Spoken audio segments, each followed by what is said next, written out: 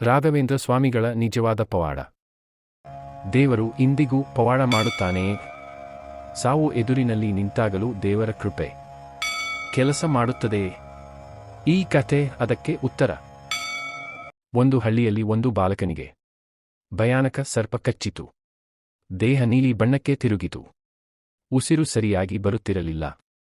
ಎಲ್ಲರೂ ಆತ ಬದುಕುವುದಿಲ್ಲ ಎಂದುಕೊಂಡರು. ತಾಯಿ ಮಗನನ್ನು ಹಿಡಿದು ಕಣ್ಣೀರಿಟ್ಟು ಅಳುತ್ತಿದ್ದಳು, ಸ್ವಾಮಿ, ನನ್ನ ಮಗನನ್ನು ಉಳಿಸಿ. ಆ ಸಮಯದಲ್ಲಿ ರಾಘವೇಂದ್ರ ಸ್ವಾಮಿಗಳು ಆ ಹಳ್ಳಿಗೆ ಬಂದರು. ಜನರು ನಡೆದದ್ದನ್ನು ಹೇಳಿದರು. ಸ್ವಾಮಿಗಳು ಶಾಂತವಾಗಿ ಹೇಳಿದರು, ಭಯಪಡಬೇಡಿ, ಈ ಜೀವ ದೇವರ ಕೈಯಲ್ಲಿದೆ. ಸ್ವಾಮಿಗಳು ಕಮಂಡಲದಿಂದ ನೀರು ತೆಗೆದುಕೊಂಡು ಮಂತ್ರ ಜಪಿಸಿ ಬಾಲಕನ ಮೇಲೆ ಸಿಂಪಡಿಸಿದರು. ನಾರಾಯಣ ನಾರಾಯಣ. ಸ್ವಲ್ಪ ಹೊತ್ತಿನಲ್ಲಿ ಬಾಲಕ ಕಣ್ಣು ತೆರೆದ. ಉಸಿರು ಸರಿಯಾಯಿತು. ದೇಹದ ನೀಲಿ ಬಣ್ಣ ಕಡಿಮೆಯಾಯಿತು. ಜನರು ಬೆಚ್ಚಿಬಿದ್ದರು. ಇದು ಪವಾಡವೇ? ಪವಾಡ ಅಂದರೆ ಕೇವಲ ವಿಷ ಇಳಿಯುವುದಲ್ಲ. ಪವಾಡ ಅಂದರೆ ನಿರಾಶೆಗೆ ಧೈರ್ಯ ಕೊಡುವುದು, ನಂಬಿಕೆಗೆ ಜೀವ ಕೊಡುವುದು.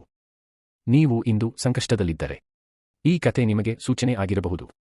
ನಂಬಿಕೆ ಇಡಿ. ದೇವರ ಕೃಪೆ ದಾರಿ ಹುಡುಕಿಕೊಂಡು ಬರುತ್ತದೆ.